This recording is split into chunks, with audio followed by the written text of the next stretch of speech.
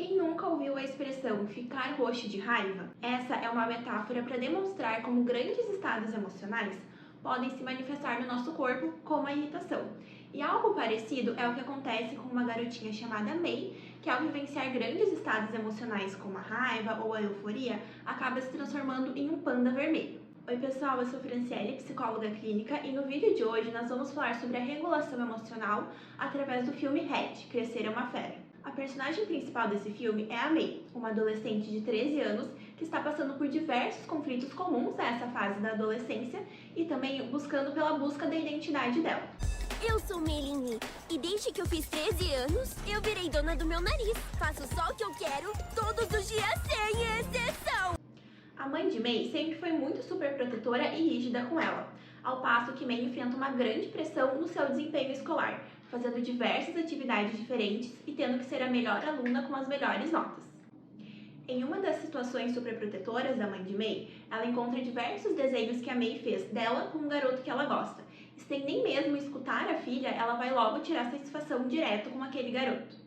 O resultado é uma situação que deixa a May muito envergonhada e exposta, pois vários colegas da escola acabaram vendo os desenhos que ela fez com o garoto que gosta e também viram a situação constrangedora da mãe cobrando o garoto na tentativa de proteger a May dele. A tensão vivida pela May nesse momento é muito grande, mas ela tenta disfarçar o que ela estava sentindo. Mas a verdade é que a May experimentou diversas emoções simultâneas, como a vergonha, a raiva, a culpa. Tudo certo. E é justamente após essa situação e a intensidade das emoções que a May sentiu que ela tem a sua primeira transformação em um panda vermelho. No início, veio o desespero e tentativas desesperadas para tentar voltar ao seu estado normal. May, eu vou entrar. Vai ficar tudo bem. Não vai, porque não sai daqui.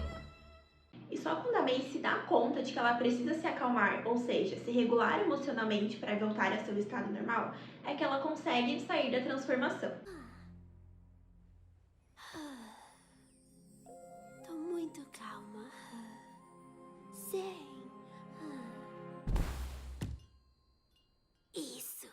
Mas mesmo sabendo que estados de emoções intensas podem acabar gerando a transformação no panda, seja de raiva ou de grande euforia, e também sabendo que se acalmar pode ser a chave para evitar as transformações, elas ainda acabam acontecendo.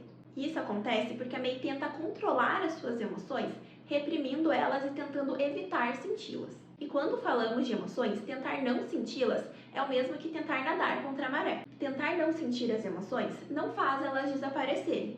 Na verdade, isso só acumula uma tensão que em algum momento vai precisar ser vista e manifestada. E isso resulta em tentativas desesperadas para tentar se acalmar, quando na verdade ela precisa sentir essas emoções. May? Não olha pra mim! Se afasta! Querida, tá tudo certo. Mamãe tá aqui. Por que esse panda tá em mim? O quê? A May, então, descobre que se transformar em um panda vermelho, na verdade, é uma herança ancestral da família dela.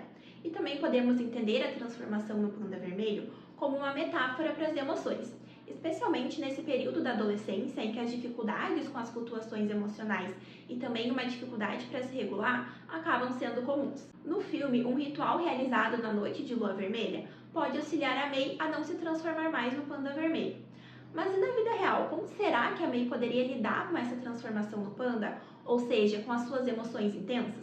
Como será que a terapia poderia auxiliar a May a lidar com ela? E uma das abordagens que poderia auxiliar a May nesse processo é a DBT, Terapia Comportamental Dialética, desenvolvida pela Marsha Linehan, justamente com o objetivo de ajudar as pessoas a lidarem com flutuações emocionais intensas. Essa abordagem busca o equilíbrio entre aceitação e mudança, ou seja, encontrar o caminho do meio para lidar com as dificuldades e com os sentimentos. E para isso, a DBT trabalha com o treinamento de diversas habilidades que juntas auxiliam nesse processo. E para pensar em como ela pode auxiliar a May, quem vai nos ajudar é esse livro, o Manual de Habilidades em DBT para Adolescentes, que adapta essa abordagem e as habilidades para o contexto da adolescência.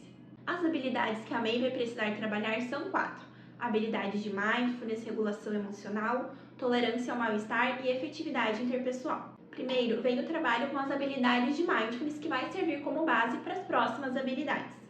Não existe uma ordem específica para o treinamento das habilidades, mas o treino do Mindfulness sempre vem primeiro. A habilidade de Mindfulness ou atenção plena é a habilidade de aprender a estar no momento presente, observando pensamentos e sentimentos sem julgamento.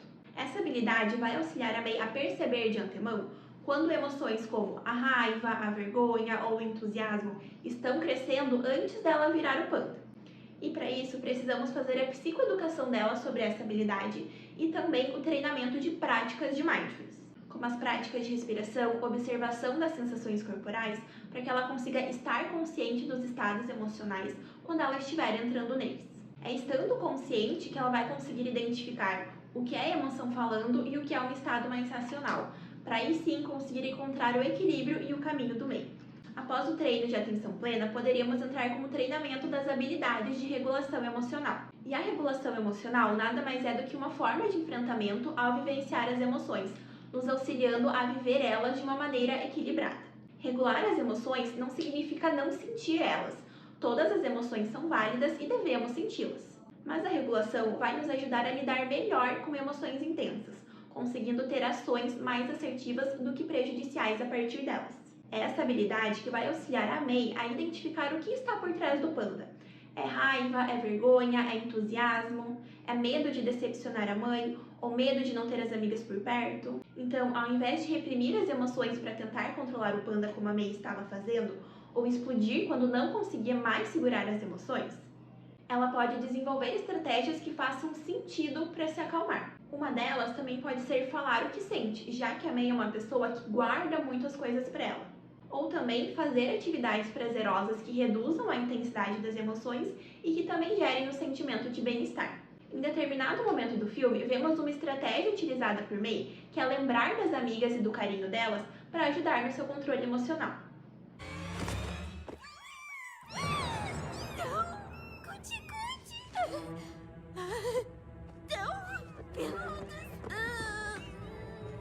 Preciso resistir.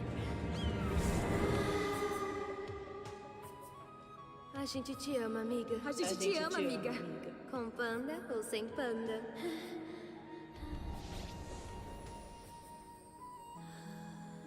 Outra prática que o livro traz é utilizar o Mindfulness na regulação emocional. E ao invés de tentar lutar contra a onda das emoções, a gente aprende a surfar com elas. Nessa estratégia, precisamos vivenciar a emoção, analisar o que estamos sentindo, observar e prestar atenção, compreender onde estamos sentindo ela no nosso corpo e experimentar as suas sensações.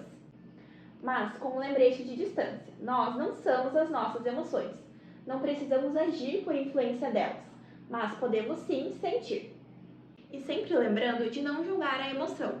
Se ela apareceu, existe um motivo e não precisamos vê-la como uma inimiga. Podemos aceitar ela como uma parte de nós, dar um nome para essa emoção e ter a disposição de vivenciar ela. E entendendo que assim como a maré alta passa, as emoções que vêm também vão passar.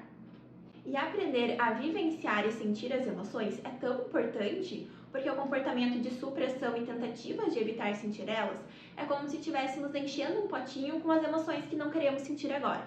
Só que em determinado momento, esse potinho vai ficar cheio e transbordar, e assim é muito mais doloroso. Agora, as habilidades de tolerância ao mal-estar ajudam a enfrentar situações dolorosas sem fugir delas ou reagir de forma impulsiva. Ela pode ajudar a May, por exemplo, quando está em conflito com a mãe ou sente vergonha do panda, podendo utilizar técnicas como a autoaceitação ou a distração saudável para lidar com o desconforto. Essa habilidade auxilia a lidar com as crises de sofrimento sem precisar recorrer à impulsividade ou a estratégias não saudáveis.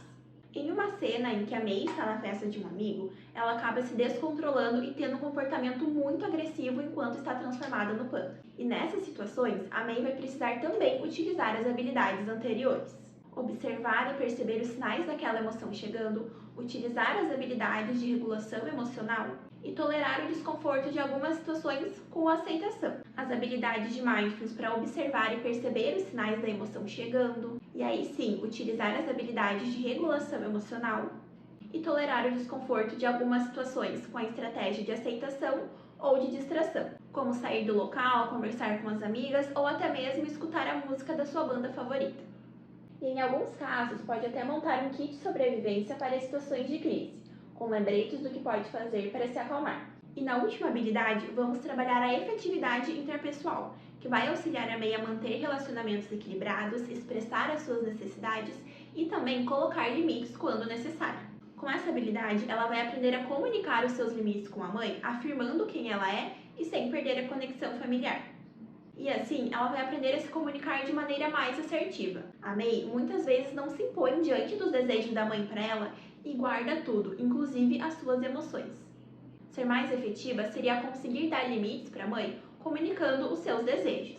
O objetivo da terapia de May seria entender que as suas emoções e o panda não são ruins, também construindo relações mais saudáveis com os pais e os amigos. E também entender que o panda e as emoções são algo que fazem parte dela e não precisam ser escondidos. No filme, com o tempo, a gente vai percebendo que a May vai aprendendo a lidar com o panda e as transformações, entendendo que isso é uma parte dela. E as emoções, sejam agradáveis ou desagradáveis, vão aparecer de qualquer maneira. E aqui podemos ver o processo de aceitação radical da DBT, ou seja, aceitar a realidade como ela é, sem julgá-la ou tentativas de tentar mudar isso. E esse processo de aceitação conta com a ajuda do pai, que ajuda ela a enxergar que abrir espaço para sentir é muito mais benéfico do que evitar. Mas eu sou um monstro. As pessoas têm diversas facetas, May. E algumas delas são barulhentas. E no final do filme, vemos a May conseguindo encontrar o caminho do meio, trabalhando a aceitação do panda, mas também o processo de mudança em aprender a controlar e expressar ele de maneira assertiva.